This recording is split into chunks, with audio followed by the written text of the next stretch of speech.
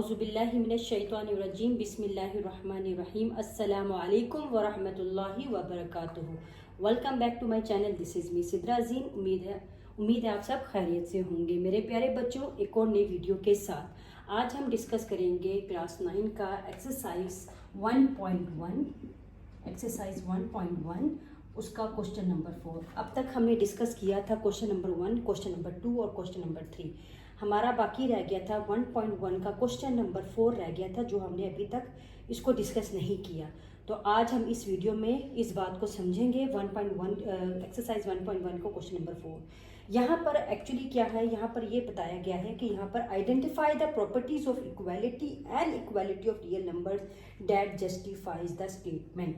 मैं यहाँ पे ये लिख देती हूँ ताकि जिन बच्चों के पास अभी तक बुक नहीं भी आई तो वो चलें अपने नोट्स को रेडी कर सके, तैयार कर सके, क्योंकि जाहिर सी बात है बुक्स आजकल जो है वो मार्केट में बहुत ज़्यादा शॉर्ट हो गई हैं। वो सिर्फ इसलिए कि अचानक चेंज हुई हैं, तो उस वक्त ये जो शॉर्टेज है वो चल रही है।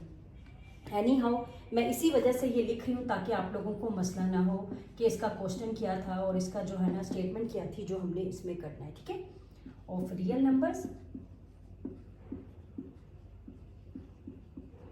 Numbers that justifies the statement, the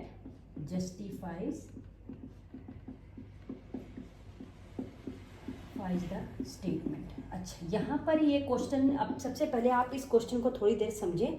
ठीक है, यहाँ पर ये लोग क्या बता रहे हैं, यहाँ पर ये कह रहे हैं identify the properties of equality and equality of real numbers that justifies the statement. यहाँ पर आपने जो समझना है वो समझने वाली बात यह है कि आपके पास एक क्वेश्चन दिया हुआ है। फॉर एग्जाम्पल 9x, पहला जो पार्ट है वो 9x = 9x। अब आपने इसको बताना है कि ये कौन सी प्रॉपर्टी है। उसको स्टार्ट करने से पहले मैं आपको इक्वालिटी के बारे में और इनइक्वालिटी के बारे में बताना चाह रही हूँ।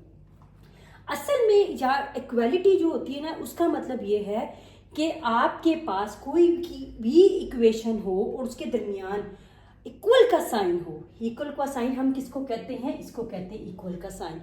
कोई भी ये वाला साइन हो तो उसका मतलब है, उसको हम कहते हैं इक्वालिटी। और इनइक्वालिटी का मतलब क्या है, आपके पास लेस देन हो या ग्रेटर देन हो, या आपके पास इनइक्वालिटी ये भी हो सकती है। ठीक है, जो नॉन इक्वालिटी जिसको कहते हैं, नॉन इक्वालिटी, इनइक्वालिटी, जो मर्जी आप कहें, ठीक है, वो आपके पास है। ये जो बेसिकली ये इक्वालिटी और ये जो बेसिकली है इनइक्वालिटी। यहाँ तक आपको बात समझ आएगी, क्योंकि कुछ क्वेश्चंस, अब ये जो आगे जो क्वेश्चंस आएंगे, पार्ट्स आएंगे, उसमें या तो इक्वल का साइन होगा या फिर लेस देन का, ग्रेटर देन का, या नॉन इक्वल का साइन होगा।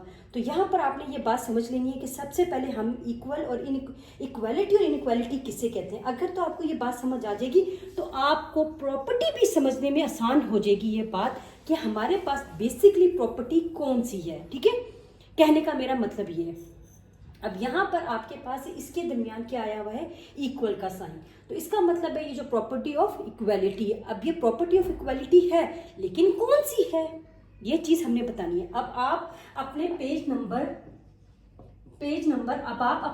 नंबर 11 और 12 में जाएं और उधर देखें तो आपके पास वहां पे प्रॉपर्टीज ऑफ इक्वालिटी और नॉन इक्वालिटी दी हुई है। अगर आप मुझे कहेंगे तो मैं आपको दिखाने की भी कोशिश कर लेती हूँ, क्योंकि मेरे पास इस वक्त मौजूद है। अगर आपके स्क्रीन में ये चीज़ नज़र आ रही है तो अब आप यहाँ पे देख लें, properties of equality of real numbers यहाँ पर दी हुई है। ठीक है, और यहाँ पर आपके पास properties of inequality of real numbers. अगर तो आपको मेरी बात इधर वीडियो में समझ आ जाए तो वेल एंड गुड, बहुत अच्छी बात है। अगर नहीं भी समझ आती तो you can see the page number 11 and 12। See this is the page 12 and that is the page 11। तो आप इधर यहाँ स्टेटमेंट पे अगर पढ़ेंगे तो आपको ये बात समझ आ जाएगी कि हम लोग असल में क्या बात करें। ये देखें, जहाँ इक्वल का साइन है वो हमारे पास इक्वालिटी की प्रॉपर्टी है। ठीक है, और जहाँ पर हमारे पास लेस देन ग्रेटर देन का साइन है वो हमारे पास इनइक्वालिटी ऑफ रियल नंबर्स है। ठीक है, अब हम यहाँ से शुरुआत करते हैं। ठीक है, ये मुझे लगता है आपको समझ आ गई होगी। तो यहाँ पर हमारे पास अगर फॉर एग्जाम्पल इक्वल का साइन हो तो वो कौन सी नेम ऑफ प्रॉपर्टी होगी, हमारी वो नेम ऑफ प्रॉपर्टी है हमारे पास रिफ्लेक्सिव रिफ्लेक्सिव, ठीक है। कौन सी प्रॉपर्टी होगी? रिफ्लेक्सिव, REFLEXIVE, रिफ्लेक्सिव प्रॉपर्टी कब होगी? जब हमारे पास कोई भी दो नंबर्स के दरमियान, कोई इक्वेशन के दरमियान, कोई कुछ भी, किसी भी चीज़ के दरमियान इक्वल का साइन होगा तो हम उसको कहेंगे रिफ्लेक्सिव, ठीक है। अच्छा, अब हमारे पास पार्ट 2 आ जाता है। पार्ट 2 का क्वेश्चन हमारे पास क्या है?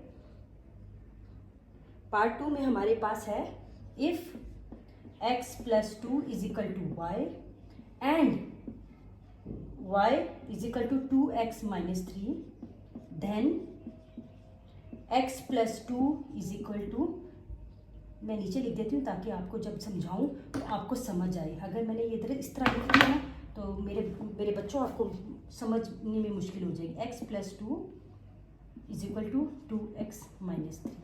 अच्छा, अभी इस इक्वेशन को छोड़ दे, इस इक्वेशन को नहीं देखना। सबसे पहले आप इस इक्वेशन को देखिए। एक तो आपके पास ये इक्वेशन दी हुई है, एक आपके पास ये इक्वेशन दी है। लेट्स सपोज इस वाले x + 2 को मैं कह देती हूँ ये आपका a है और y को मैं कह देती हूँ ये आपका b है, ठीक है।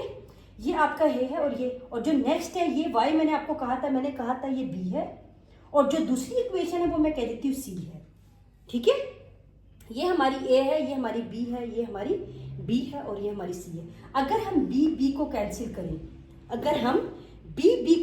करें, और उसके बाद हमारे पास क्या बच जाता है a और c। तो a हमारे पास x + 2 था और 2x - 3 हमारे पास c था, ठीक है। अगर हमारी ऐसी कोई प्रॉपर्टी मौजूद हो तो हम उस प्रॉपर्टी को कहेंगे, ये बात आप याद रखना कि अगर हमारे पास a और b आ जाता है, a और b और c आ जाता है तो b कट जाता है और a और c के इक्वल आ जाता है, तो ऐसी प्रॉपर्टी क्या होगी हमारे पास? ऐसी प्रॉपर्टी होगी हमारे पास ऐसी प्रॉपर्टी हमारे पास क्या होगी? ऐसी प्रॉपर्टी होगी ट्रांजिटिव प्रॉपर्टी। उसको हम कहेंगे ट्रांजिटिव प्रॉपर्टी, ठीक है। ये आपको उम्मीद है समझ आ गई। खैर एनीवेज, अगर आपको अभी यहाँ समझ में नहीं भी आ रही तो इंशाल्लाह इसके अगले जो पार्ट्स हैं ना, कुछ 3 या 4 है, कुछ ऐसे पार्ट्स हैं जो कि सेम टू सेम हैं, ठीक है। तो उसमें इंशाल्लाह आपको बहुत अच्छी तरह समझ आ जाएगी। लेकिन मैंने बहुत आसान तरीके से समझा दिया। मुझे नहीं लगता कि जैसे कि आपको नहीं समझ आएगी, क्योंकि मुझे जितनी आसान तरीके से मैंने आपको समझा दिया है तो मुझे उम्मीद तो है कि आप लोगों को समझ आ गई होगी। चलते हैं हम थर्ड पार्ट की तरफ अपने, ठीक है। हमारे पास इस वक्त थर्ड पार्ट जो है वो है if 2x + 3 = y, then y = 2x + 3, ठीक है। अब यहाँ पर क्या है? यहाँ पर ये है कि आपके पास इफ x + 3 और देन y = 2x + 3। अब हमारे पास 2x + 3 को हम एज इट इज कह देते हैं, ये a है, ये हमारा b है, ठीक है। ये हमारा b है और ये हमारा a है। मतलब हमारे पास ab = ba हो। जब हमारे पास ab = ba हो, जब हमारे पास ऐसी सूरत हाल पैदा हो जाए कि ab = ba, जब ऐसी सूरत हाल पैदा हो जाए तो हम उस वक्त कह देते हैं कि ये हमारी सिमेट्रिक प्रॉपर्टी है। कौन सी प्रॉपर्टी है? सिमेट्रिक प्रॉपर्टी है। ऊपर आपके पास क्या था? ऊपर ये था कि आपके पास कैंसिलेशन हो रहा था और कैंसिलेशन में आपके पास b कैंसिल हो गया, तो उसके बाद a = c आ गया, तो आपके पास वहां पर ट्रांजिटिव प्रॉपर्टी हो जाती है, राइट। लेकिन नीचे आपके पास क्या था? नीचे आपके पास ये था, हमारे पास ये था कि यहाँ पर हम कह रहे थे कि a = b और b = a। तो जब ऐसी सूरत हाल हो तो हम कह देते हैं सिमेट्रिक प्रॉपर्टी। हमारे पास यहाँ तक आपको समझ आ गई। अब हम अपना फोर्थ पार्ट करते हैं, ठीक है। इसको मैं बाद में डिलीट करती हूँ। फोर्थ पार्ट हमारे पास इस वक्त क्या है? फोर्थ पार्ट हमारे पास है if 3 <4 then -3 greater than -4। If 3 <4, ठीक है। और हमारे पास यहाँ पर आ जाता है -3 greater than -4। अच्छा, ऐसी प्रॉपर्टी को हम क्या कहेंगे? ऐसी प्रॉपर्टी को हमारे पास क्या होता है कि अगर फॉर एग्जाम्पल यहाँ पर कुछ ऐसा साइन इस्तेमाल हो रहा है कि हमारी जो नेक्स्ट इक्वेशन है वो चेंज हो रही है, किस तरह से, अगर हम इसको देखें तो हमारे जहन में क्या बात आती है कि ऊपर हमारे पास यहाँ प्लस था, यहाँ प्लस था, यहाँ नेगेटिव है, यहाँ नेगेटिव है, ये साइन लेस देन का है और ये साइन हमारा ग्रेटर देन का है।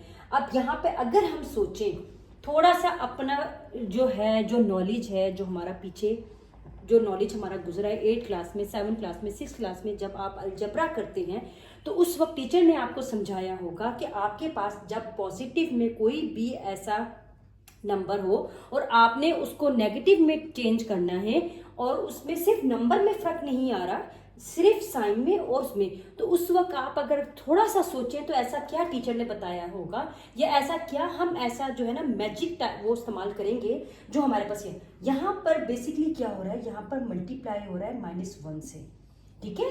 यहाँ पर क्या हो रहा है, मल्टीप्लीकेशन हो रहा है -1 से, मल्टीप्लीकेशन -1 से मल्टीप्लीकेशन हो रहा है। तो देखिए ये पॉजिटिव था नेगेटिव हो गया, ये पॉजिटिव था ये नेगेटिव हो गया। और यहाँ पे सबसे ज्यादा इंपॉर्टेंट क्या बात है, जब हमने नेगेटिव मल्टीप्लाई किया है तो हमारा साइन भी चेंज हो रहा है। इस चीज को हमेशा याद रखना है। आपके सिर्फ प्लस और माइनस के साइन नहीं चेंज होते, आपके पास अगर कोई ऐसा sign less than greater than का इस्तेमाल हो रहा है तो वो भी चेंज होगा। ये बात आपने याद रखनी है, ठीक है। तो ऐसी प्रॉपर्टी को हम कहेंगे मल्टीप्लिकेटिव प्रॉपर्टी। मल्टीप्लिकेटिव प्रॉपर्टी क्यों कहेंगे, क्यों, क्योंकि हमने मल्टीप्लाई किया है -1 से, इसीलिए आपकी प्रॉपर्टी कहलाएगी मल्टीप्लिकेटिव प्रॉपर्टी। चलिए अगला हमारे पास 5th पार्ट आ जाता है।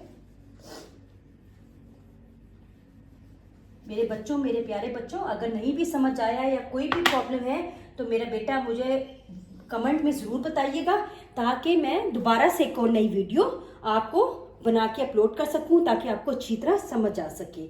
अच्छा, अब हम देखते हैं हमारा जो नेक्स्ट पार्ट है वो नेक्स्ट पार्ट क्या है। अगर हमारे पास नेक्स्ट पार्ट 5th है और हमारे पास क्या है, इफ 2y + 2w = p, ठीक है, and p = 50, then 2y + 2w = 50। आपको याद होगा मैंने उस वक्त आपको एक बात की थी जब हमने सेकंड पार्ट किया था। सेकंड पार्ट में मैंने आपको बताया था कि इसी क्वेश्चन के अंदर ये वो वाली प्रॉपर्टी 2 से 3 दफा रिवाइज होगी। इन्होंने पार्ट्स दी हैं 2 से 3 दफा। वो कैसे, अब अगर आप ये देखें कि एक पहले वाले को हम a कह रहे हैं, दूसरे वाले को b कह रहे हैं और यहाँ पे मैंने ऑलरेडी p को कह दिया है b, तो ये p होगा, b होगा और ये c।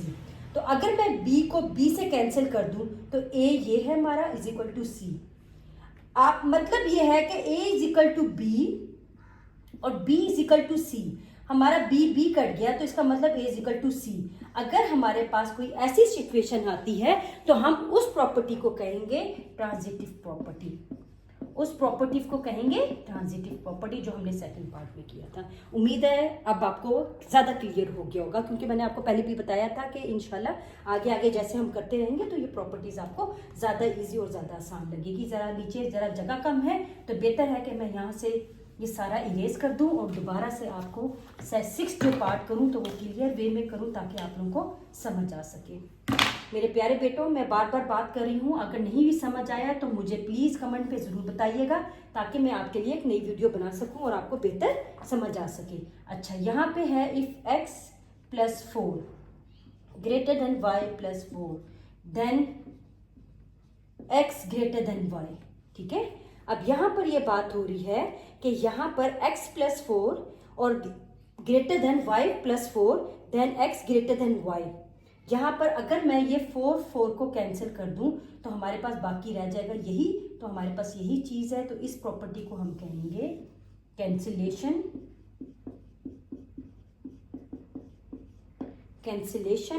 Property. Cancellation property with respect to किससे, यहाँ पे अगर आप साइन देखें तो ये देखें एडिशन है, तो इसका मतलब विद रिस्पेक्ट टू एडिशन, ठीक है। यहाँ पर हमने कैंसिल किया और कैंसिलेशन प्रॉपर्टी बन गई, और विद रिस्पेक्ट टू किस तरह से कैंसिल किया, +4 तो कैंसिल हो गई। अब हमारे पास 7 पार्ट आ गया।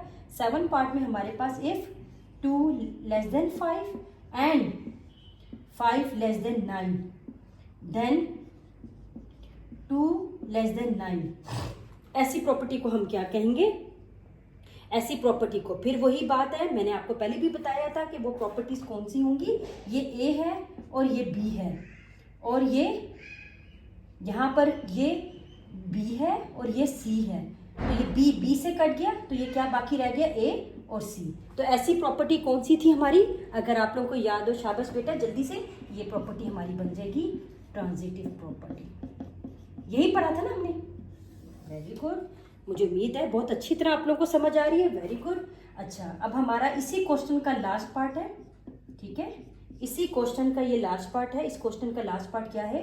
ये भी बहुत इजी है, बहुत ज़्यादा इजी, कोई मुश्किल नहीं है। यहाँ पर मैजिकल ट्रिक लगेगा, और मैजिकल ट्रिक आपके सामने लग रहा है। मैंने आपको समझाया था, इससे पहले वाला पार्ट था 5th या 4th पार्ट था, जब मैंने आपको बताया था, बल्कि एग्जैक्टली जो पार्ट था वो था हमारे पास 4th, ठीक है, जिसमें मैंने आपको बताया था हमने मल्टीप्लाई बाय 1 किया था, ठीक है।